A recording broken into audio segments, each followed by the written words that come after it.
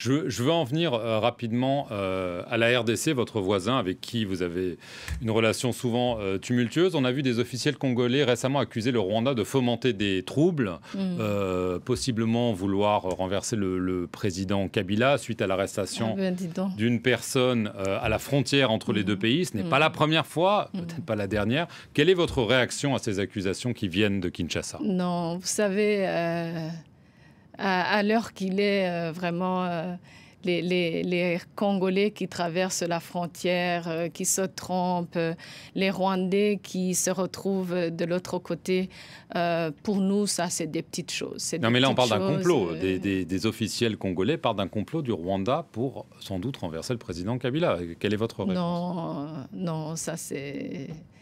ce n'est pas comme ça qu'on renverse les chefs d'État. Ce n'est pas avec une bonne dame qui traverse la frontière avec des lettres de son mari ou de son cousin. Non, vraiment, nous, notre lecture est que c'est une période électorale au Congo. C'est une saison politique très chargée et c'est comme ça qu'on prend les choses. Mais il ne faut pas du tout essayer de lire beaucoup plus que ce qu'il y a. Non. Ce sont donc des mensonges.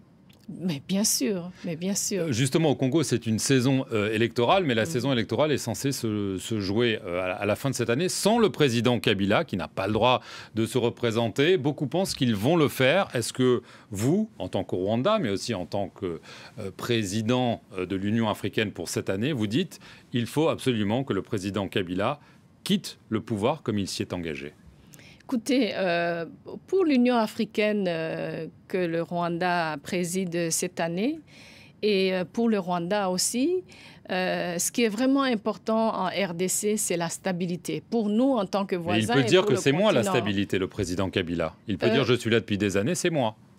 Vous seriez d'accord avec ça? Non, ce n'est pas à nous d'être d'accord. C'est aux Congolais de dire ce qu'ils veulent. C'est leur pays, ils prennent des décisions pourvu que tout se passe en sorte que le pays reste stable, que nous, les voisins, qui sommes quand même inquiets, voient ce passage politique. Vous craignez de la violence? Il y a toujours des petites craintes de violence, surtout en période électorale. On en a déjà vu avant.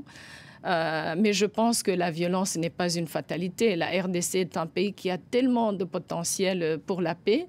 Et donc, pour l'Union africaine et pour nous, les voisins, nous sommes 9 voisins de la RDC. On y regarde de très près. Et vous avez demandé au président Kabila de partir? On n'a pas le droit de lui demander de partir. C'est aux Congolais de lui dire de partir. Nous, tout ce qu'on demande de la RDC, c'est que ce pays reste paisible, que ce pays finalement puisse trouver la stabilité durable. Et c'est à cela qu'on s'engage. Et donc, en tant que voisin, pays frère, mais aussi, si je peux parler pour l'Union africaine, c'est ça le désir, en fait, pour la RDC. Très bien, merci beaucoup Louise Mushikiwabo d'être venue sur le plateau de France 24. Merci à vous d'avoir regardé cet entretien. Restez sur notre antenne pour plus d'informations.